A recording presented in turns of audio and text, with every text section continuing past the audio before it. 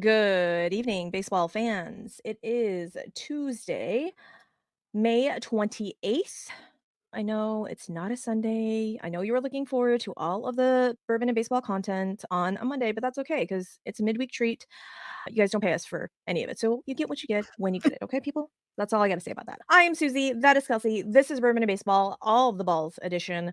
And before we get into it, obviously, we have to give you the rated R warning because there will be all of the four-letter words, all of the cuss words, none of the nudity, because that's not what we do over here. That's not what this podcast is about. Okay. Just all of the cuss words, probably some inappropriate adult humor. Not gonna lie. Definitely some inappropriate adult humor. All of the cuss words. So if that's not what you're into, totally okay. If you don't want your kids listening to that, also okay. But you just head on out because probably not the best podcast for the littles. If you don't mind, we don't mind. No judgment here. Before we get into it though, Kels, how is the packing going? How was the Oh, it is going. So we are less than 2 weeks out from officially leaving and moving, 2 weeks from this past Sunday. So cool, yeah, I cool, guess cool, cool. 12 days out right now, but we are only like 2 days out from the majority of our stuff leaving. So we're Oh, loading okay. up 2 large storage moving containers that will leave before we do, and so that's been the biggest part really of packing because everything else that's staying behind is just stuff that we can't really live a couple weeks without. Right. So, yeah, fortunately, I have a very strong, physically capable husband, and I am pretty useless, but I am being helpful where I can. And yeah, my stadium seats are gone. You'll see they've already been loaded up and are going to be on their way to New Jersey in about 48 hours. So that'll be exciting when we'll have that big bookend of this is when you will see the seats in their new home with me in New Jersey. But I actually wanted to ask you before we get into a lot of the hard hitting stuff today, if you have heard about Bruce Bochy, not the multi World Series championship manager, but Bruce Bochy, the Astros farm system legend who won an Arby's eating contest in his days in the Astros farm system. Do you know this Bruce Bochy? I was not aware of this Bruce Bochy stat, and I'm glad that Kennedy Landry Yes. tweeted this little nugget of information out because I, for one, definitely needed to know that. I, however, need to know what the food contest actually consisted of. Right. Was it beef and cheddars? Curly Is it fries? barbecues? Like Like, I what? could probably rival some curly fries eating contest. Yeah, these are the hard hitting questions that I needed to know. I wanna So know if it maybe, was actually sponsored by the Cardinals because the DeWitts own 63 Arby's franchises, and not 63 the way that, like, you say 63, like, actually literally 63 Arby's franchises. So my that's goodness. why it made me laugh, I think, a little bit more, even more Wow, so. that's funny. Yeah, no, I always had massive amounts of respect for Bruce Bucci, but now I have even more respect Next level. for him Mhm. because I know this tiny fact now. I'm very glad I know this. But again, I will be pondering these deep thoughts at night when I can't go to sleep. What did Bruce Bochy eat? How many? And who was it against? Yeah, who did he have to beat out? Who else in the farm system at that point? There's gotta be some other names that we would be familiar with. Yeah. I did love So, seeing that moment between him and Jordan Montgomery today as Jordan Montgomery returned to Globe Life to get his World Series ring. So, yeah, Bruce Bochy, so hot right now. yeah. Although sad for you, Bruce Bochy, that your Texas Rangers are finally below 500. So sorry about that. Yeah, But they're getting some players back, and then some players are going back on the IL. So we don't know. The you're AL West is really just a you're really sorry about it, I can tell. I am. The AL West is just in shambles right now. I have a theory that the AL Central, they have somehow managed to deal slash like voodoo doll the AL West aura. That's a good observation. That's the Hmm. theory that we're rolling with because at no point in time did anybody at the beginning of the season say, you know what, the AL West is going to be an absolutely complete dumpster fire. And the AL Central is where we are going to Right. direct all of our attention because Cleveland Guardians, Kansas City Royals, although known ball knowers, you and I, Kels, We would have knew. said, we knew Kansas City Royals were going to be hot. Now the Guardians, I think that took everybody for a spin. But Absolutely. regardless, that's what I'm going to say. The AL Central somehow voodoo doll the aura from the AL West, and that is why they're so hot right now. Similarly to the Texas Rangers World Series champion status, they say what do they say? Don't cry because it's over, smile because it happened. And that's the sentiment that we want to send, wishing a very happy retirement today to one Angel Hernandez. We're throwing you a retirement party, Angel. We're here for it. Susie's baking cookies. Yay! I don't do much very well, but I can bring the beer. And yeah, we're congratulations. We couldn't be happier for you. I need to know, though, what shadiness surrounds the Angel Hernandez retirement, because at no point in time Mhm. is anyone thinking that there is not some sort of underlying story, because Oh, for sure. a third of the way through the season, Angel Hernandez just says, "Oh, I would like to spend more time with my family." Yeah, no. Absolutely not. I should have looked this up because I don't know if like players, if umpires are on contracts. Obviously, we know that they have a union, but I don't know if it's contract work and it, it's really neither here nor there. But this because this happens in all lines of work, whether it's Right, contract work or not, that yeah, when they're done with you or like your specific skill set is even just like aged out in other industries, more normal day jobs, like this is what happens and they offer you some kind of incentive right. and come to some agreements and call it a buyout, call it early retirement, whatever. Like it's the same thing at the end of the day. Yeah, And yeah, something like that definitely happens. It is really odd that they just didn't address this sooner before the season started because we're not that far into the season, but something must have had to happen because there is this like long running history of him. He has sued Major League Baseball for um discrimination. discriminating against Yes. him. And so there's been a lot of weirdness against their hands being tied of and all of that. So there must have been obviously he's had enough calls that have just gone above and beyond them being able to be like, okay, you are not fit to do your job, and here's the action that we can take against you. Or hey, like put this pretty little package together for you. We put a bow on it, and Right. we're Here you gonna go. make you some retirement cookies. What do you say? Please and thank you. Disrespectfully, I Larry do. I am Vanover, someone you who should be next. I'm a big old softy, so I have a hard time like wishing for anyone to lose their job. But with a guy who, yeah, has had there's just been like so much animosity between him and his employer. I'm Mhm. also just I can't even imagine that. Like, why would you even want to stay in a position like that? I don't know. It's weird. It's unfortunate that there is so much negativity around him and his performance. And his lawyer, I think, said something about how it's really sad that his wife and his daughters they get the hate and feel the heat of his but he said something about it being undeserving, and that was tricky too because it's no, he does a shitty job, and especially in a line of work that is so competitive, like you just can't be allowed to keep the job then. And Absolutely. it shouldn't have happened for as long as it did. But yeah, who did you say CB Buckner should be next? Him too. I am just going off of recency bias because last night's game that Larry Vanover Uh, was behind home plate. Good night. This was an absolute if Larry Vanover was like, "You know what? I really miss Angel Hernandez. Let me see if I can imitate him and do my best impersonation of Angel Hernandez." He did a he's an honor. smashing job last night. Let me Oh just jeez. tell you what. I am just shocked that an intelligent human being looks down and sees the plate, but then sees the catcher 6 inches off the plate, Yeah. It's set like up outside, and that's where he catches the ball, and the umpire says, "That's a strike." I'm all, "Sir, what is happening? What is happening now? That's not even close. I'll give you the close ones, that's fine. He's in the other fucking batter's box. What are we doing?" That's neither here nor there, and the fact that I have wanted the challenge system now in the MLB. Bring me the challenge system yeah. immediately, people. And if you guys are not aware, in AAA on Fridays, Saturdays, and Sundays, they have the automated strike zone.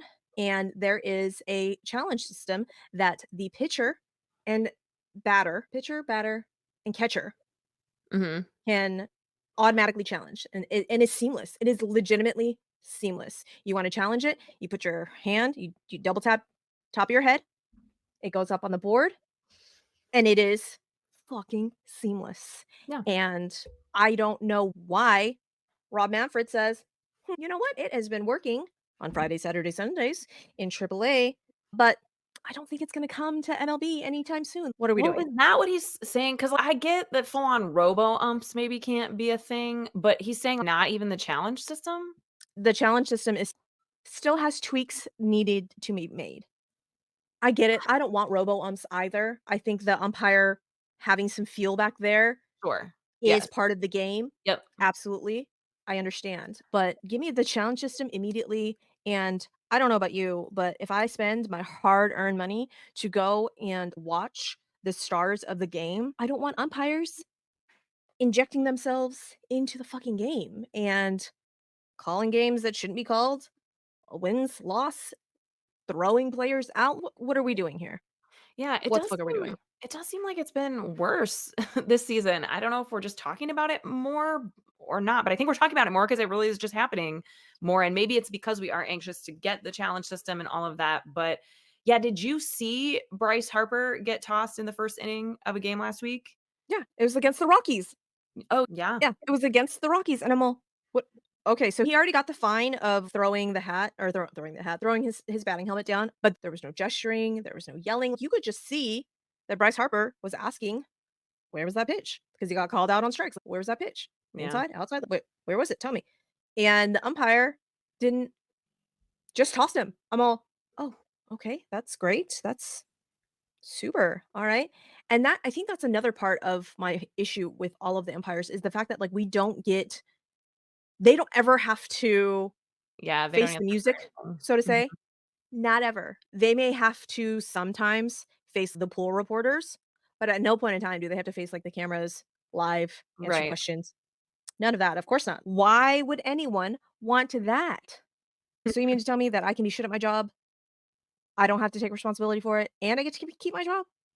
Yeah, there's definitely a flaw in the level of accountability there, and I think that would go a long way with fans if there was just any form of access or, like, Yes. visual audio accountability. But yeah, in the an article from CBS Sports about Bryce Harper getting ejected in the 1st inning, like, he's not trying to get ejected, and Bryce Harper has come a long way with the way Yes. that he carries himself, but he is quoted after the game saying, "I wasn't trying to get thrown out, I was just having a conversation. There are guys who are professionals in this league. They understand it. I guess 120 didn't understand it." And that's was the umpire's jersey number, 120. But yeah, I heard some of the national media saying like Bryce Harper needs to keep himself in check, like he should know better than that. But and who knows what he was saying, but it looked like he was pretty damn calm and collected. And Exactly. sure, maybe it was specifically whatever words came out of his mouth, but we'll never know because there is no level of accountability and conversation around that. And from where I'm standing as a fan who has followed Bryce Harper for his entire career at this point, I think people sometimes still hold it against him, like how fired up he Mhm. used to get. And I don't know if it's like him becoming a dad or just becoming more of a mature player that he has taken on that kind of that responsibility of just being the what is the word that I'm looking for? Like being someone that kids The can look up to. right. And The mature guy that's yeah, not, yeah, and a getting leader himself thrown on the out. field. Yeah. Totally. Yeah, that I just don't see him that way, and I think he knows better than that, and this situation did not look like anything like that Bryce Harper that we saw when he was, like, 19, 20 years old. Mhm. So, yeah, I didn't see it. It seemed, again, way more of an ump show than a Bryce Harper show in Well, that and moment. I mean, we've had 2 different instances this season where the umpires have thrown out managers. One, Aaron Boone, Mhm. for something that a fan had said. Yeah. Okay, like that, for what are we doing? What, are you kidding me right now? And then the whole Skip Schumacher umpire, he's like, "Well, you gotta throw someone out." And Skip's like, "Who do you want me to throw out? Who are you throwing out?" And the umpire would not say who he was gonna throw out. Anyone. Pick. Why do I have to pick? Like, you're the one throwing people Right. out, so You you want the need to. stage, take the stage, yeah. So it's so ridiculous, absolutely ridiculous. And again, I understand you can't argue balls and strikes, hence why the automatic challenge system. Do Mhm, There you mhm, go. You mhm. don't want people arguing balls and strikes. Here you go. Yeah. Magic. Duh. And that's what is just, it's what killing me. And in the KBO, you get graded, and guess what? If you don't do well, you get sent down. You get sent down to the minor leagues. Just like Well, players do? Oh, just that's like players. Like, crazy. what a novel concept. But of course, why would we want to try and do that? That's so silly. So The show is just absolutely ridiculous, and it's a little out of control.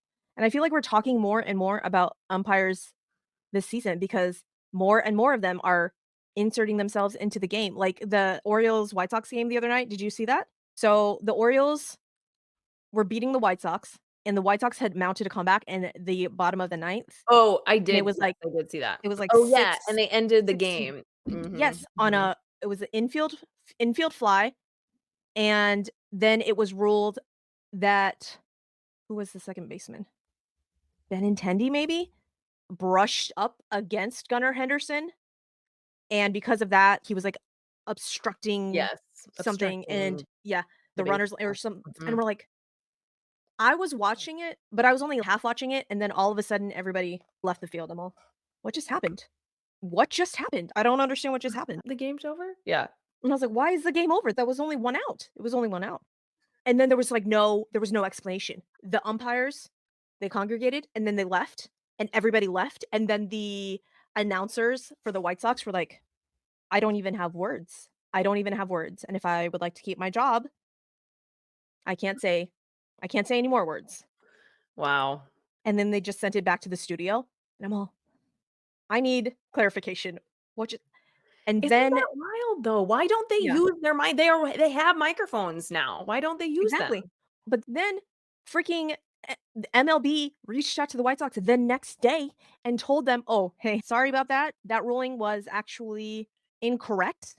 And it was Junior Valentine that made the actual call. And they're like, "Yes, there's some feel to that. Like he didn't have to, but yeah, it was an incorrect call." Okay, thanks for that. So now what? Does it take the a win away from the Baltimore Orioles? Does it take a loss off the White Sox record? No, it's just I'm like, "What is this? Precedence then?"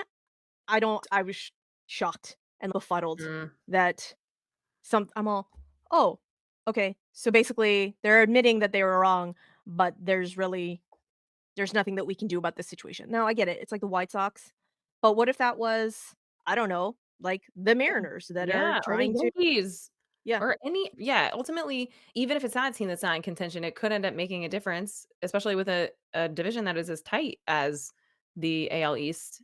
Mhm, So, even if the White Sox are not in it, the fact that the Orioles have that win could be a difference maker at the end of the season.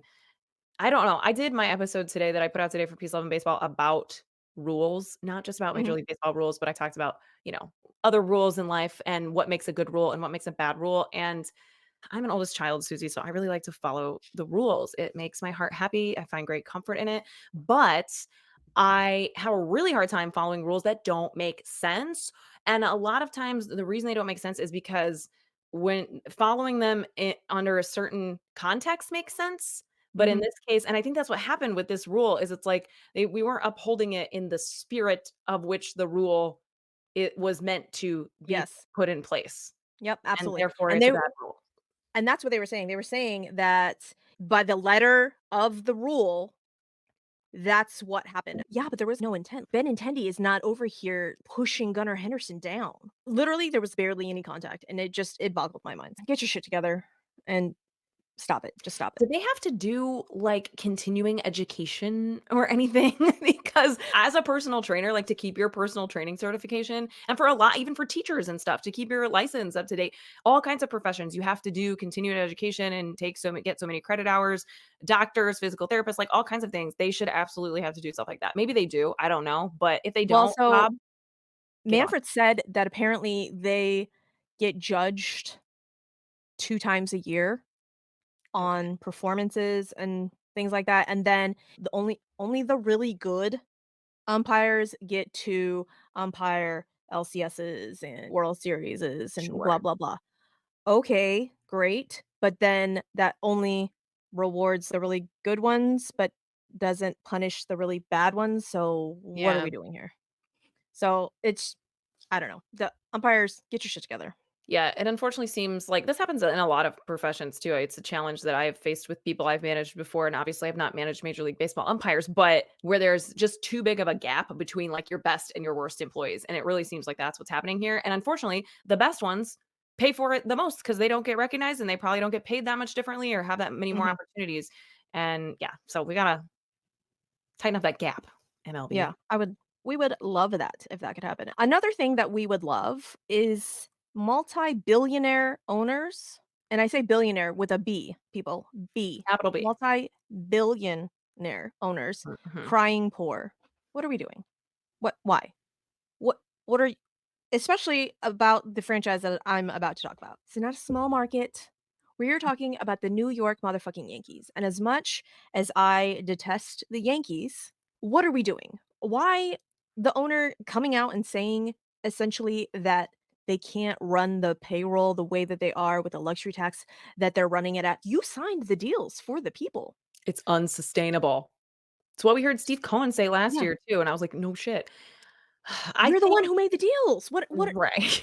And you're the Yankees, so I'm sorry. The Yankees will always and forever be the last team that gets to talk about not being able to financially take on anything, period. They're by okay. definition the team who one of the only teams that can consistently do that, and that's Mhm. common knowledge to even the casual fan. So, Yeah. I do think that me always trying to see both sides here, I think he didn't articulate himself very well because my guess it seems like what he is and if in full context, the thing that he was more wanting to point out is how the luxury tax penalties are specifically frustrating because they do end up having to pay more that then goes to or helps out the teams that aren't spending as much money, and it doesn't necessarily encourage teams that aren't spending money or being more competitive, especially from a financial standpoint to do so and to Right. play ball at that level.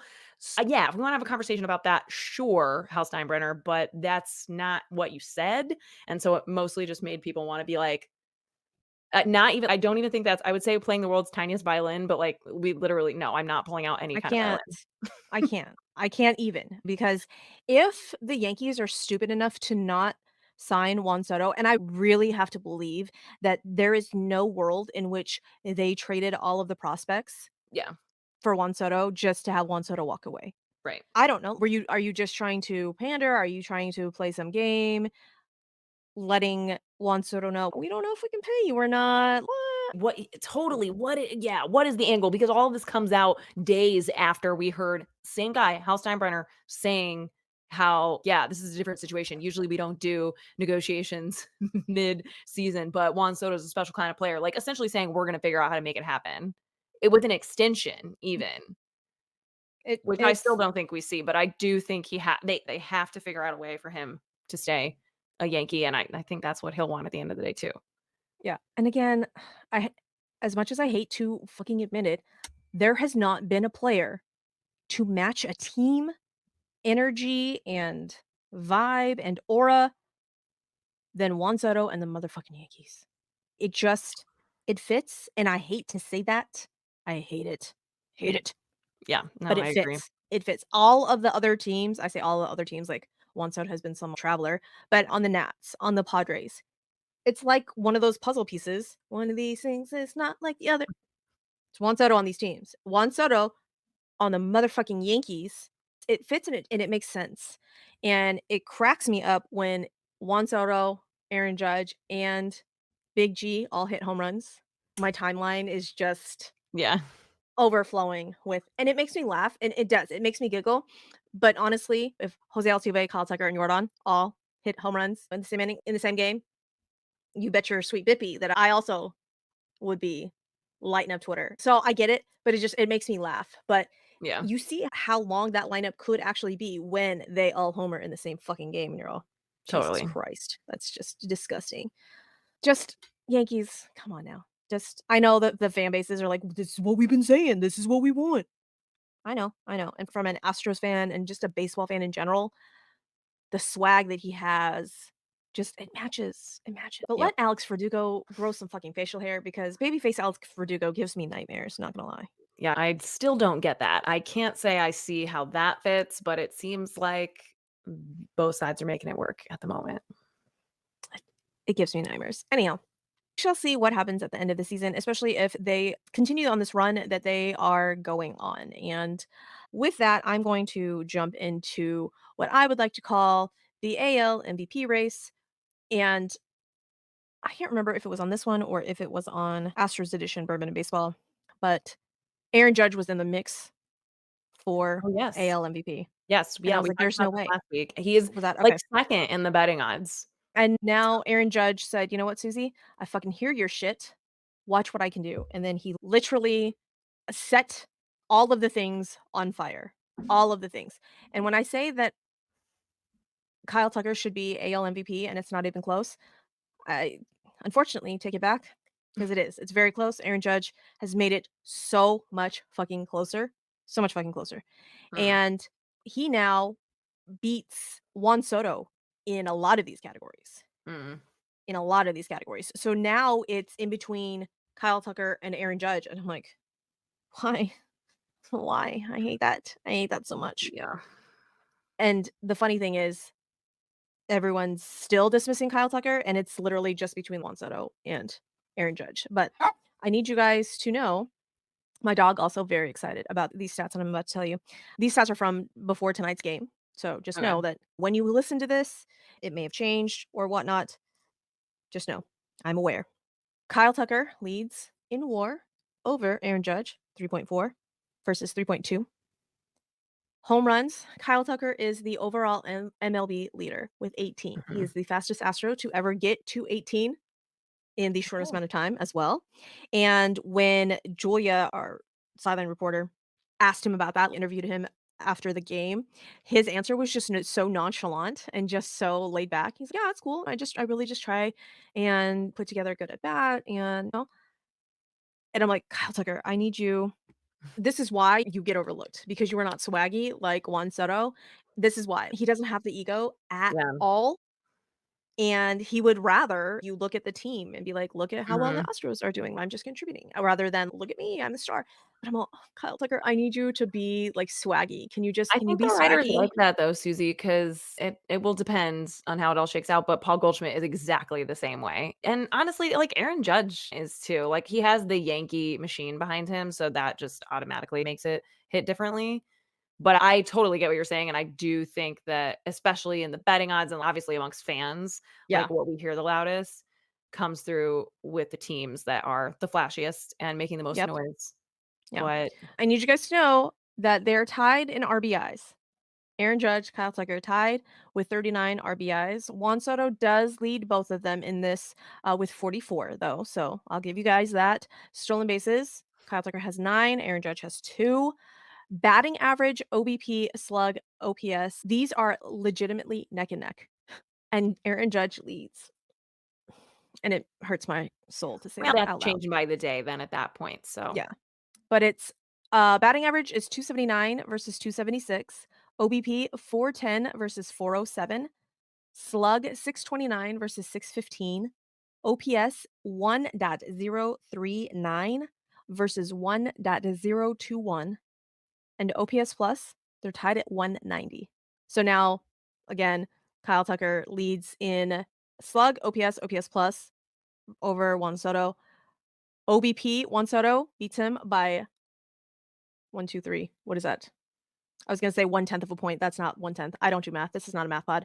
It's 408 versus 407 .001, between yeah, between between Juan Soto and Kyle Tucker, and batting average is 310 versus 276. So he leads Kyle Tucker quite a bit on that. So it will be interesting to see what kind of noise gets made about Kyle Tucker in the MVP race, because he is right there with Aaron Judge and Juan Soto. And I've seen some outlets make a little bit of noise about Kyle Tucker, but really and truly, it's Juan Soto and Aaron Judge, and that's all I hear. yeah. But Boring. yeah, not over here, people, not over here, because I'm here to tell you that Kyle Tucker is the best baseball player that you are not talking about, legitimately. It's not that I don't have a lot of respect and am in awe of both Aaron Judge and Juan Soto. I just like, yeah, I like a better variety of players to get attention. And I think you make a point that a big part of the guys who don't get the platform that they should, and in the end, sometimes get the votes that they should, is because of their vibe and yeah, that they're not as like loud and flashy, and the team that they're on too. So Yeah. who knows? So we shall see what happens with that. I will keep you abreast of all of those happenings because obviously you know who I'm going to stand all day, every day. That would be Kyle Tucker. Hashtag King's Ransom. any of you would like to talk about Kyle Tucker, please use that hashtag because I love it. Ah. Oh, side note, remember how we were talking about how Bryce Harper helped that one kid ask the other girl to prom? Yeah. Mhm. We found out how the one kid got Bryce Harper to do it. He At literally Trader went Joe's? and no, no, he went and knocked on Bryce Harper's door because apparently they live in the same neighborhood. I I told you, man. I'm gonna be next Memorial Day, I'm gonna be at Bryce Harper's for a cookout. Stay tuned. One of the things I wanted to ask you about, Susie, is that one thing that we're not seeing happen this season or even last season is managers being fired mid-season. There were 5 that were fired mid-season in 2022, but there have been none since then. Do you think that there's any particular reason for that? I think it's coming. I think Who John Schneider who I do you think think? John Schneider of the Blue Jays Mhm. is for sure on the hot seat, 1000% on the hot seat. And I really don't know how much, I guess, a manager has influence over the clubhouse and over the Right. guys. Who was the manager before Rob Thompson of the Phillies? Oh, Remember? Joe Girardi. Yeah. Okay. Okay. They were on that they were on the losing skid, and then, like, halfway not even halfway through the season, Rob Thompson stepped in, and then they went on Yeah, that winning streak, and I'm all, yeah. But, like, Joe "Oh, Girardi okay." is a dude. Joe Girardi's from East Peoria, Illinois, which is I'm from, like, the next town over, so I have a soft spot in my heart for Joe Girardi. Plus, he's a great baseball guy. Yeah, no, I'm very much on the same page as you. I think it's different probably from organization too, like, if you've ever worked for or owned a franchise, like, franchises have a lot of power over how they structure their Mhm. management and staff. So there are managers, they might have the same title. It's why Yeah. some teams have a general manager and some don't, and blah, blah, blah. And it's definitely evolved with more certain teams more than others. I do think that it's when used correctly, it can be a really integral piece, but it doesn't matter how great of a manager you have if the things around it, if the other puzzle Mhm. pieces just don't fit. Yeah. And I think it's an easy, like, cop out, and it's an easy sitting duck, right, is the manager. It's a very, uh, client-facing role, if you will. So I get it, but I guess I'm not mad to not see people getting fired in the middle of the Right. season. It is just weird because it's something that is a staple, and it's part Right. of the drama that we all anticipate, especially as we get closer to the summer, the middle of summer here. Yeah, I think John Schneider of the Blue Jays, I think he's gonna be on the hot seat, and there has been some rumblings that Joe Espada Mm, is maybe on the hot seat as well, and Joe Espada has interviewed for various other managerial jobs, and it's never come through, and people are holding that against him, and I believe that sneakily, Jim Crane told Joe Espada that this was his job, essentially, and that he just had to wait until Dusty Baker left, mhm, and that's yeah. why he didn't really take the other jobs. I Mm. don't know if he was because I think he was the finalist for the Miami job. I know he was the finalist for the Chicago White Sox job. Oh, that's Funnily right. enough, we all have we're all in the bottom of the barrels now. I don't think that's I don't know how much of that is Pedro Griffol's fault, although Right. there's some major things over there in the White Sox. Did you hear how he basically called out the White Sox, like, his players and was like, "Yeah, they weren't playing with fire, they were playing flat, blah, blah, blah," and the players were like, Yeah, "No, and it we." wasn't even a particularly bad loss either. Yeah. They were getting no hit, but it was Yeah, on both sides, though. I think it was that Garrett Crochet game where he struck out I think he struck out 11 or 12, and yeah, so it was just but it wasn't yesterday. a blowout or anything, it was just they were getting no hit, and Yeah. but Garrett Crochet's out here dealing as well. But Corey Lee, who was from the Astros, and Corey Lee, that's his opinion, just also politically correct Yeah. in not so many words, saying he doesn't know what the fuck he's talking about, and I'm all, "Golly." So I think maybe Pedro Grifol will be on the hot seat very soon as well. We shall see what happens at the deadline, maybe even before the deadline. I don't know, do you think Ron Washington's gonna get fired? I don't think there's any way, I really hope not, man. That would just be ridiculous because he's making the most with what he's got. There's just no I think that would be, like, a really silly thing to do. That being said, Artie Moreno notoriously makes great, very popular decisions. It is hard to say. This is true. This is true. I don't know, guys, what do you guys think? Drop your thoughts in the YouTube comments. Let us know if you think we are correct, John Schneider, Pedro Grifol. You think Ron Washington's gonna get the heave-ho? What I do we think think about Joe Espada? a lot of people thought Ollie Marmol too until the last couple weeks. And the Cardinals have been playing a lot better. I think he signed that extension before the season. Not that means anything, means that he's safe by any means, but I have heard that die down. Believe it or not, since they started winning. Side note on the Cardinals winning, I would like to say congratulations to Goldie for getting his shit together. I don't know what changed. He's hitting home runs. Love that for Well, him. did I tell you how I stole the devil magic? I didn't steal it. I just returned it to its rightful owners. So that definitely has something to do with it. Okay, I'm just so sent if at a you could certain return level the of devil magic to Jose Abreu, I would also love that. I That don't that gives know. me hope for my aging first baseman over Yeah, here. That's unfortunately, we're not gonna see each other in person probably till August, so I hope it might take that long, but that's the thing is it's me, I have to physically be in person. okay. Okay, So, so all right, guys, you heard Kelsey. The GoFundMe will be in the link in show description below. Get Kelsey to Houston yeah, and send me do out the there. things to Jose Abreu. I'm just, Well, then However, but if I have to take it from the Cardinals and give it to Jose Abreu, I would have to be we would have to, like, double that GoFundMe, maybe okay. triple it. Oh, I would so have to be convinced. you heard it, people. You heard it. Okay, it has to be How tripled. bad Which, do you want all right. Jose Abreu back? Quite honestly, I really don't, but apparently this organization does. I can only do my part, and this is my part. This is my part. However, he did come back last night and he was the reason we got the RBI that we did. Alright. Made me eat my words on that portion. However, literally first inning, he's over there on the defense, and let's just say that if John Singleton was over there, the play would have been made. Damn. Just saying. Mm-mm. Just saying. Father Time is undefeated. Father Time is undefeated. Mm. So sad, but so That's true.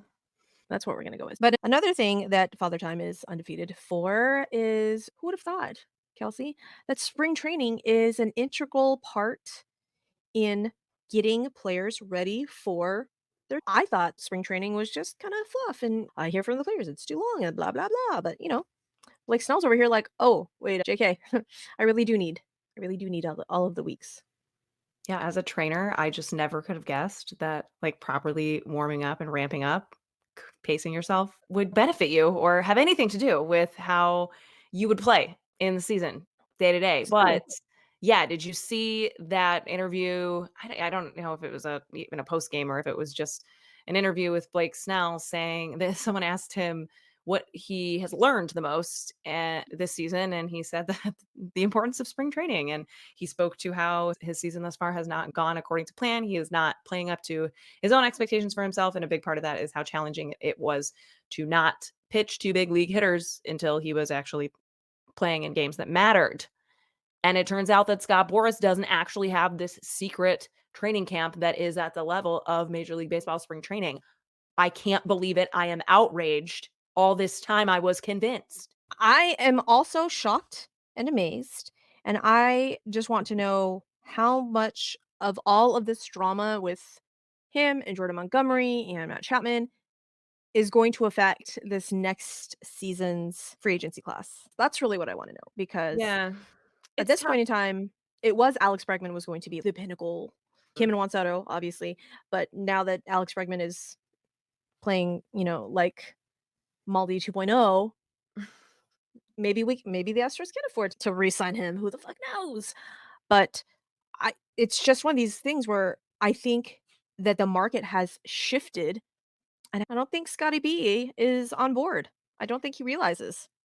Yeah, I just simply think like he cares most about his earnings, and I, some may say you can't fault him for that. That if everyone has their own interest at top of mind, but what boggles my mind is how he has been able to manipulate players and team owners alike and executives for decades. And I like to think, yeah, that they're finally just all coming not even together to talk about it, but hey, if I decide to hold my ground here with him, do you think that will set the tone and other people might too? Unfortunately, I think the way that some players look at it is If you look at it from the player perspective, they see the players being left out in the cold and being the one like, Right. I don't wanna see Blake Snell play shitty baseball or not get paid as well. I want him to play to his full potential. I believe Scott Boras screwed him over, not team owners who weren't willing to negotiate. I think there was some hardball that the person who needed to compromise was more likely Scott Boras than 30 team owners who all maybe not all 30, but at least 10 teams would have been really happy to pay Blake Snell a hell of a lot of money. So Absolutely. that's just my perspective on it. I could be totally off, but that's just me being a Scott Boras truther/hater. Hater. Gonna keep sipping on my haterade. Yeah. Talking about Josh Hader, let's talk about Josh Hader. Did you see that article that was written that kind of explained Josh Hader's usage on the Padres and the Brewers and how Yeah. basically he stipulated that he would not be used in multiple innings more Mhm. than 2 days in a row and only for saves or if the game was tied. Mhm. And he basically saw the writing on the wall. The Brewers used him in, I think it was 81 innings the year that he lost his arbitration as a reliever, 81 innings as a reliever. Wow. And he saw the writing on the wall and he lost that arbitration case. And they basically said, the only thing that matters is saves. And he was used in multi outing innings, sometimes not even at the end of the game. It was Craig Mhm. Counsell saw the high leverage situations in like the sixth inning and brought Josh Hader in then. And he basically said, you know what? I'm not going to do that. That's not what we're going to do. And if literally the only thing that matters is saves and that's the only thing that you're going to pay me for, then guess what? It's the only thing I'm going to do. Yeah. And I said this on the Astros edition when we were talking about this, but shout out to Craig Counsell and Bob Melvin of the manager of the Padres for this not getting out. Yeah. They could have buried Josh Hader, right? They could have buried him and just flat out said, and Bono kind of hinted at it, but not Yeah. in not so many words, and that's fine, but what's he gonna do? However, I was thinking back on this and saying, there's no way that 99% of relievers could do this in this, I Mhm. say, oversaturated reliever market. There's really not. He is not one of one, but he's one of a handful of guys that are the elite closers and can dictate his usage. I don't think Brian Abreu of the Astros could go in and be like, "No, I'm Right. good. I'm not gonna do that. I don't wanna pitch 2 innings. No, thank you." I don't think that he has the leverage to do that. Right. But Josh Hader said, "Okay, when you put up the money, I'll put up my arm." And the Houston Astros said, "Here is the money." And Josh Hader said, "Perfect." And he's gone out and he has thrown 4 multi-inning outings so far, and Nice. it is May. It's May. But the back end of the bullpen that we thought that we were gonna have, like the Astros thought we were gonna have of Brian Abreu, Ryan Presley, and Josh Hader is slowly coming together, slowly gelling. Thank Jesus. Love that. Love that for Josh Hader that he's, you know what? Till I get paid, I ain't doing it. Yeah, I think that's really interesting that he was able to have that leverage and however he worked that out. But good for him because, yes, you have to prioritize your health and what's going to ultimately get you paid before you can put that on the line. And it's an example of how all employee employer relationships should go to some extent of where like it has to benefit both sides. He's not saying I won't do my job, but if you're going to point out what's most important to get from me and results wise what you need from me, I'm here to do that. But here's what's going to keep me from doing that consistently. So let's meet in the middle and I'll go out and get more saves for you, step it up in that regard. But I'm going to pitch less innings for you overall. And Absolutely. once I sign a big contract, you can utilize me however you best see fit. Because again, then we've made this mutually beneficial agreement that allows me to do just that. Absolutely. Yep. And I guess stepping off from this, once Josh Hader says, "Once I get my contract, I will put my arm on the line."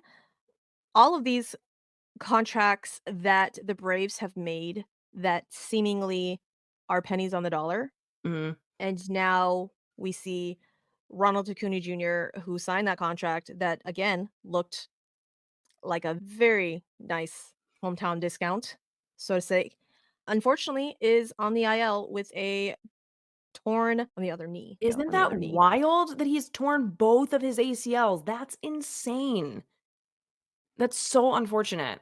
Your build makes you more susceptible to that type of injury, so I guess that he's just that what he is doing with his build, like, his skill set to his build is unique, and that's obviously made him more susceptible to this, but it is just crazy to me that he has torn both of his ACLs in just a few years, over the course of a few years. S And unfortunately, the contract, it's guaranteed money, right? Yeah, And while he put up crazy numbers last season, now can't play the entire season this season, guaranteed that money. Like, I see both sides of the coin, but you never know what's gonna happen, especially in yeah. baseball where you it was a non-contact injury. He was literally trying to steal a base, and then he pivoted to try and go back, and he just crumpled, and I'm all, "Oh my Yeah, it was gosh." So, it's not baseball is a very hard game, and get your money when you can, because it's life-changing yeah. money, and hopefully the Braves see the commodity that they have at some point in time and, I don't know, like, possibly rework some incentives or do something for him. At this point in time, it looks like it's really good that Ronald Acuña Jr. signed the contract because he's out For for him, the yeah. rest of the season. Mhm. I had seen So some writers talking about how because he did already tear one ACL and has proven to be susceptible to these types of injuries and his build doesn't really cater itself to his skill set that, "Oh, maybe the stolen bases just aren't really worth it," and blah, blah, blah. I'm like, "No, when you have the tools that Ronald Acuna Jr. has, you use them. Yes, you might have to be more cautious about certain things and learn with your body as you work through those things, but I by no means am saying like, "Oh, somebody should have stopped him from stealing all those bases, and then maybe right, he'd still be out there." And then he'd be out there, like, not having made the history that he had and not being the type of player that he knows and wants to be. It just sucks. It can suck, and we don't have to, like, blame him or the training staff or anybody else for not right. having different foresight for how he should be utilized in this case. Let me ask you something, Kels. If his build is making him susceptible to this, I obviously this is not a science, biology, anatomy pod either. He plays winter ball Yeah. in the off season in the Dominican, and when there was some pushback on him not playing winter ball, not playing in the WBC, there was some pushback, there was some major pushback there. Mhm. As a ball club that is paying you millions and millions of dollars, do you think that he would be like, "Okay, fine, like, I won't play winter ball because you are paying me this type of money?" Or do you think he says, "Nah, bro, that's just me. Take it or leave it." I think the most important thing to preface anything with is that every player, you have to trust that they know themselves better than anyone and that they know what's best for them. And if you don't believe that and you don't trust that in them, then they should have negotiated that in his contract to have more control over how what he was going to do in the offseason and how many innings are going to let him play a winter ball or if he's going to be allowed to do any of that. So yeah, I guess I'm sure that is something that can be negotiated. There's all kinds of things they can literally say you can't go on a cruise. And I have even as an actor, I have signed contracts that have forbid me from doing the weirdest things that I wouldn't even think of doing, but somebody did it and it caused a problem for someone at some point. Oh, So yeah. Yeah, they Alex could Bregman is not allowed to definitely go horseback riding. there you go. That's a great example. So I'm guessing that he that was all part of conversation of this is what works best for me. This is part of what sets me up for success. And I can sit here and speculate and say, not just with his build, but like in general, that I would think that he would benefit from like a different phase of a different phase of strength training in the off season rather than at least during a period of time rather than playing more baseball. Like he clearly believes that is a big part of what sets him up for success. It absolutely could keep him too warm to the ligaments and the tendons and everything like too flexy and not enough like strength. But again, I'm speculating. I have absolutely no idea. So I could sit here and speculate all day from what I do know in terms of functional movement and how athletes train and prep. And there could be all of these things. And I guess that's why we have podcasts because we like to talk about all of those things. But with a guy like that who has performed at the level that he has, you have to look at this and just say, this absolutely sucks. And he is going to be sitting there for the rest of the season on his couch, not playing baseball, thinking about what he could have done to keep this from happening. So the last thing I want to do is say, if you just hadn't played winter ball, maybe I'll be out there. Right, yeah. Yeah, so, again, it's interesting, and it sucks for the sport, it sucks for the Braves fan, it sucks for baseball fans in general Totally. because even if you're not a fan of the Braves, you gotta be a fan of him as a player and just the excitement that he brings to this sport, the eyeballs that it brings to the sport. Mhm. And baseball is better when Ronald Acuna Jr. plays. And it's Absolutely. so funny because my girls, they just turned 9 and they got baseball cards and they're going through the deck and one of them goes, "Mama, I got a Ronald Acuna Jr. card, look." And she was so excited. And I go, "Do you know who Ronald Acuna Jr. is?" Because again, we watch a lot of baseball in the house, but it is mainly Astros. But we have when the Astros aren't on, we will watch other baseball games. And she looked at me and she goes, "Yeah." And I go, "Okay, well, who's Ronald Acuna Jr. then?" She was so offended that I asked her, and she goes, "He plays for the Braves, Mom." And I go, "Okay, he does play for the Braves. What position does he play?" And she goes, "He's an outfielder." And I go, "He is an outfielder." Okay. I go, "Which side though? Is he a center fielder?" And she goes, "No, mom, that's Michael Harris." I was like, "Oh." Wow. I was like, "Okay, fine then." And then she goes, "But is he the right fielder or the left fielder?" Listen, there are days where I still have to ask myself that, so no Yeah, shame. Stage left or yeah, stage right, I don't yeah. I was like, "Babe, I think he's the left fielder. I think he's the left fielder, and I think Jared Kelenic is the right fielder." I go, "But I will look that up for you and let you know." And she goes, "Okay, thanks, mom." Which she was wholly offended that I would even dare to question if she knew who Ronald Acuna Jr. is. So if the 9-year-old that barely watches baseball, other baseball besides Astros, like knows Yeah. who Ronald Acuna Jr. is, you're doing good. So other guys, unfortunately, going on the IL. It's not fun news that we like to share with you. Tyler O'Neill. What's going on with Tyler O'Neill? Yeah, You just know? the last that I saw, he came out of a game a couple days ago with right knee tightness, which is something that we had seen him sidelined for last season, among other things, with the Oi. Cardinals. But it was reported today that he was not going to stay out on the road with the Red Sox, and he is being shipped back to Boston for imaging on his knee. So that is a shame. It is very triggering for Cardinals fans, but I don't know. Part of me thinks they're probably happy to see that his injury woes have not just like magically gone away now that he's on the Red Sox. But me, never want to see a guy hurt, and especially not a guy that I like watching as much as Tyler O'Neill. So hopefully it is just a temporary setback and we see him back out there soon. Did I miss any updates about Christian Javier? Because the last thing that I read was that he had forearm soreness and he was scratched from Sunday's bullpen session. Is he coming Yes, back he anytime is. soon? Nope, he has officially been put on the 15-day IL. Damn. We hate it here. So he was on the IL for neck tightness, and then he came back, had one horrible start, like a blow up start in Detroit, and then had another start where he was locked in and looked so good. And then this last start was really messy. And then it came out that he wasn't throwing his bullpen. And we're like, oh, well, that's so good. And then on top of that, Jose Urquidy, who had been rehabbing, apparently in the last rehab start that he was throwing in Sugarland, in the 4th inning through a pitch, shook out his arm, called the trainers out. They have him throw like a test pitch, essentially, and he could barely lob it in. Yikes. And then left, and apparently he has forearm discomfort. Those are very triggering words over here in Astroland because we've heard those words when Luis Garcia went on the IL and when Lance McCullers Jr. went on the IL. Mm. And we see how long it took them to come back. And we had really been looking forward to Jose Urquidy coming back to try and strengthen our rotation, go maybe into a 6-man rotation or push one of the younger guys into the bullpen. But now that's not going to happen. It's just going to be a standard 5-man rotation. We love it here. We just love it here. And it really shows the magic that was the 22 season because that entire season we only used 7 starting pitchers.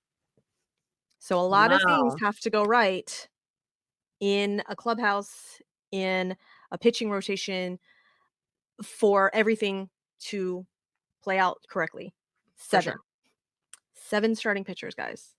And I legitimately think we used 7 starting pitchers within, like, the first week of the season. Yeah, It wasn't the sounds first about week, like, right. first 2 weeks, though. So, it's a nightmare. It's a nightmare over here, but Luis Garcia apparently is rehabbing and is looking like he's going to be coming back sooner than the All-Star break. Not much sooner, but looks like it's gonna get there a little bit sooner than the All-Star break. Thank Jesus. but no reinforcements are coming really anytime No one is coming to soon. save you, is the messaging. Well, Oh, Susie, I don't want you to worry. Don't be stressed. Just come out of this dark place because Anthony Rendon is walking on an inclined treadmill. He is making progress. We might see him play baseball again this season. we love that. We love that. That's the headline of the IL update. It really cracked me up when Angels fans were so upset with Anthony Rendon because Anthony Rendon lives here in Houston. This is Oh, home really? base. Yeah. Huh. And so when the Angels played here last week, Anthony Rendon came out and they were like, "Oh, we see Anthony Rendon, we can't play, but I'm gonna go hang out with the Astros." And they were so mad. I'm like, he lives here, guys. This like he lives here. Why are we mad? Stop being mad. I get it. I get it. But what's happening? And they were real mad because apparently he had went and played golf or something. I'm like, again, he lives here. But yeah, so good. Yay, Angels. That you're getting Anthony Rendon back because before he did go on the aisle, like he was playing a little bit better. Yeah. Was playing a little bit better. There's gonna be some pieces that the Angels are gonna sell off probably before the trade deadline, though. You would think so. A team that I'm hoping we don't have to see sell off anything and that I'm hoping gets back in here is our Diamondbacks. And we Mhm. have hope to believe that very well could be the case because they are a team that you can look out and say, man, they put the pieces together and they just have had some really tough luck. But it looks like they could potentially get two starters in Eduardo Rodriguez and Merrill Kelly back before the Words are All-Star hard. break. And that could be huge. So fingers Absolutely. crossed for them. Yes, absolutely. Because I know that even though Ryan Fott has been Brendan fought. presentable. What did I say? Ryan. I Ryan? was like, "Wait, Oh, who's she talking about?" just kidding. Brendan fought. Um, He looks like a Brandon Fott. Ryan, to be fair. No, there is Ryan Ginkle? Kevin Ginkel? Kevin Ginkle. Okay, there is a Ryan Thompson. There we go. Golly. It's like I don't know my second favorite baseball team, guys. Sorry. Sorry. D-backs fans are punching air, It's like all you 3 don't of you know that all the generic white guy names. Come on. listen, between the generic white guys and the D-backs and the generic white guys on the Cardinals, I have no hope. I It have is no hope. hard to keep them all straight. I have The no hope. Brendans, Don't the Nolans, they're all the the same Alex. person. There's multiple Alex. All the same person. I don't know how anyone keeps them straight. That and the I don't know how anyone's a fan of the Baltimore Orioles with all of your generic white guys either. Like literally there's Adley and Gunner and then everybody else you just put in a blender and they all look the same. Anyhow. But yeah, so it's and I wanna say Slade Ciccone, I know went back down to AAA, but they've just been rolling with, like, various young boys that Yeah, have just come up and done spot starts, and I know that D-backs fans are punching air because 'cause they're just like, "Can we get yeah, anything going? dogs. Anything at all?" So, they've done some things good, and then it's 3 steps forward and 4 steps back. We shall Yeah, they're see. certainly not out of it. They're not making the threat that and by we, everyone except for Dodgers fans hoped that they would make early on here in the season, but there's no reason to say that they can't still be in it. I don't think anyone is going to second guess them for a while after last season. Luis Robert Jr., though, is back for the White Sox. He's going to play a full week of rehab in AAA and is likely to join the White Sox next week or maybe even as early as this weekend, I think. Does he stay with the White Sox past the trade deadline? Nope. Nope. The White Sox are getting blown up, so him, Tommy Pham, Eric Fetty, Mhm. I think they're all getting dealt. They're all getting traded. So we'll see. We'll see where Luis Robert Jr. ends up because that is going to get the White Sox a beautiful haul. Yeah, Beautiful it's haul. true, and it would be exciting to see a player like him get the opportunity to play somewhere else at this point in his career. The Dodgers don't need to acquire a player like Luis Robert Jr. necessarily, but they do need to acquire maybe some pitching, and they definitely need Bobby Miller back. So he has been on the IL with right shoulder inflammation. He threw a rehab start. What I wrote was today. That was probably Sunday when I wrote that, though, or maybe it was Monday. He threw 3 innings, 55 pitches. So the good news is he's getting back out there in real games, and I'm sure we'll see him back with the team real soon. I was excited to hear that Stephen Kwan has started a rehab assignment with the Lake County Captains because they're right down the street from my in-laws. They're in the Cleveland area. So hopefully we'll see Stephen Kwan back soon. And within that division, Royce Lewis finally going to make his return with the Twins. He started his rehab assignment on the 25th. Oh, I Suzy can't was wait. You had to be most excited, though, to see DJLeMahieu come back. Am I right? I'm so confused how a player can be moved to the 60-day IL and then 2 days later get activated. I Is make it that make what sense. happened with him? He got moved from, like, the 10-day IL or the 15-day IL, whatever IL that he was on. Yeah. He got moved from that IL to the 60-day IL to make room for somebody else, Mhm. and then he just got activated. And that move from the 1 IL to the 60-day happened, I wanna say 4 days ago, like, on the Yeah. 24th or Well, 25th. yeah, because I guess they could make it retroactive, but how retroactive? That seems a little I have no extreme. idea, I'm trying to see if I and can find their transactions. it made I was so confused because someone in my fantasy league just picked him up, and I was like, didn't DJ LeMahieu just go on the 60-day IL? And then I went and looked in, like, the notes He and did. saw DJ yeah, DJ LeMahieu getting reactivated for tonight's game, and I'm all, "He was just put on the 60-day IL. I don't understand how this is possible." If anybody would like to explain that to me, put it Yeah. in the comments No, because I would love to know. he was literally put on the 60-day IL on Saturday the 25th, and then he was activated on Tuesday the 28th. So there's obviously a way around this. I do not know though. So, Because obviously they baseball's can baseballing. yeah, obviously they can put people on the IL retroactively, but he was already out on a rehab assignment by this point. It Very was it was confused. literally it was literally to open up a 40-man spot or something like that, and that's For what 2 is days. making me so confused. Yeah. Very So, weird. if anybody can explain that to me, put it in the YouTube comments because I would like to know. I don't know Catman, how that's a thing. what are you doing? Well, more good news for the Yankees. No, we always like to hear good news for a player like Garrett Cole. He could make a rehab start as soon as this week. So that's really good news because who knew what his timeline was going to look like. And then Jason Dominguez, the Martian, who we had some excitement in just a week from last season as a budding star in the Yankees organization, he has started a rehab assignment in AA Somerset. So we'll probably see him soon too. It on paper, it seems like the Yankees are gonna be even better in the second half of the season. What do you think? We love that for them. Yeah, that's what I'm thinking too. I don't even really hate the Yankees the same way that you do. I don't know. When they do the big deals like the Juan Yeah. Soto thing, and all I'm hearing about is their players that get all of the attention anyway being in the MVP conversation, I'm just like, "All right, but let's make sure we appreciate some other things too besides just the Yankees, okay?" Yeah. Well, now I will give them credit though because coming into the season, especially after Garrett Cole going down, you Mhm. looked at that rotation and you're like, "That's what are you doing, Yankees?" I thought that this was gonna be not a great Yeah, season for the same. Yankees, but Marcus Stroman has stepped up, Carlos Rodon has turned back the clock and is healthy and is that Carlos Rodon that you saw, originally, and Luis Hill, Clark Schmidt, hell, even Nestor Cortez has been doing it. And so now my question is when Garrett Cole comes back, who's going to the pen? Like Yeah. both Luis Hill and Clark Schmidt have literally been shoving, Mhm. and it really should be like Marcus Stroman or Nestor Cortez. Ooh, yeah, no, it's Stroman, but maybe Nestor. So Yankee fans, help me and let me know what the temperature is over there because do you run a six man? I don't know. I don't know if you run a six man. And I want to say one of their relievers just came back from like the COVID IL. I want to say I think it was Ian Hamilton. I Not just came sure. back from the COVID IL as well. And so that their bullpen is just dumb. Their bullpen has just been really good for a long time. And I don't know who gets pushed back into the bullpen. Who gets sent down? Yankee fans. Put it in the comments. Let me know.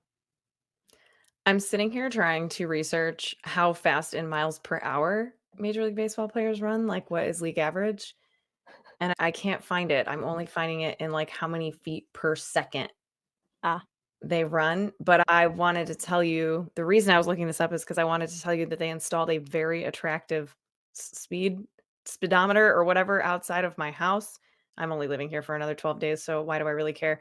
But not saying that it's not necessary on this street at times, but I have a very grumpy old man who lives across the street from me that surely got it put there, but it is literally like a permanent fixture. Like it's like a like a street light, like Yeah, anyway. That is do you run past it? Is it like that That's scene from The that's Rookie? what Do I you was gonna like tell you. I ran past it to find out how many miles per hour I could run, and I wanted to know, how far I am from the slowest person in Major League Baseball. That's amazing. I always ask who would win in a foot race between me and, like, Martin Maldonado. Quite And honestly, I do think Martin Martin Maldonado is only a few probably miles away from me right now, so I come on over if we can try it out. I do actually think Martin Maldonado probably beats me, but, I don't know. I think I would have him for a little while. It I could think I would have him depend for a on little if you're working up to the speed too, or if you're sprint speed. yeah, Could yeah, go either way. I think I have him in sprint speed. Yeah, that's what I'm saying. I I say think if it as was I blow a hammy and then trip and fall and then get a concussion. I was so proud because I my this is God, this just says so much about me. My 61-year-old mother actually did this first, and then I had to prove I could beat her. And my That's husband awesome. and her were, like, surprised that I beat her, but I That's so did. funny. I shouldn't be I'm also surprised because I'm also, you like, also 4 do shop inches at taller than Costco. her, so That's I so funny. better beat her. That's amazing. I love that. Yeah, we're gonna wrap it up, guys. And Kelsey, before we wrap it up, tell the peoples where they can find you on the interwebs. Yes, if anybody knows what the average miles per hour that a Major League Baseball player runs, I'm not gonna tell you what I hit on the speedometer until I know, so please tweet it to me at kbirdtweets, or you can leave a comment on my Instagram at peace.love.baseball. You could even leave a comment on my YouTube channel, kbirdtweets YouTube channel, and find my podcast, Peace, Love, and Baseball there. Suzy, where can they tell you who was in that Arby's eating contest with Bruce Bochy? You guys can find the podcast on Bourbon and Baseball Pod on the YouTubes, Bourbon and Baseball Pod on the Instagram, Bourbon in B-ball, the letter N, Bourbon in B-ball on Twitter. On Facebook, you can look up Bourbon and Baseball, less so over there because I, for some reason, have just stopped posting on my Facebook, but you can still find us over there. If you've already not subscribed to the Bourbon and Baseball YouTube, what the fuck are you doing? I don't know. I don't know. If you have not subscribed to Kelsey's Instagram, also my Instagram, what are we doing? Okay. I typically story. I don't know what it's called on Instagram, repost her stories. Mhm. And you missed an amazing vocal performance by none other than my My co-host, finest work, truly. Kelsey Bird. It's amazing, guys. It's amazing. If you guys don't follow on Instagram, Twitter, like you have to. I'm not going to spoil it. I'm not going to spoil what it was. You guys have to go find it. It just trust me when I say that you will not be disappointed. Okay? You will not be disappointed. Just go and find it. And then come back and report what you think. Yeah, Okay? let us Come back and know. report. We would love that. So, again, hit the red subscribe button on the YouTubes. Again, we would love that. If you've not left a 5-star rating, Apple, Spotify, what are we doing? What are we doing, guys? Come on now. You know what to do. Write all of the nice words in a review. We would love that. We are almost up to 230 subscribers on the YouTubes. I think we're at 229 All on the right. YouTubes. So slowly but surely, we are getting there, guys. We're getting there. Share it with your friends because we want to share all of the baseballs with everybody. Okay. And if you are a small business, if you're a large business, if you would like to sponsor this podcast, if you'd like to sponsor segments of the podcast, you can We do could that. show up more regularly for you. We would, We could. we do it on a Tuesday if we don't wanna do it on a Monday, but Hmm. we're very reliable. We'll show up more Yeah. regularly if you make it Yeah. worth our while. We've got some fun segments. We've got the baseball is baseballing. We've got the talk dirty to me segments. I'm just saying, sponsorships could happen for these segments, guys. We would do fabulous ad reads. I just know that we would do Oh, fabulous ad reads. absolutely. I'm literally a 1000%. professional voice actor. That's actually what I went to school for, so Talents are wasting away. I say wasting away. Talents are being put to good No, use on this yeah, podcast, guys. What are we doing? we What might are as we well doing? maximize it. Absolutely. Absolutely. So, again, guys, if that is something that you are interested in, drop it in the YouTube comments. Send us a DM. We would love that. All right. But with that, we are going to wrap it up and say, yay, baseball.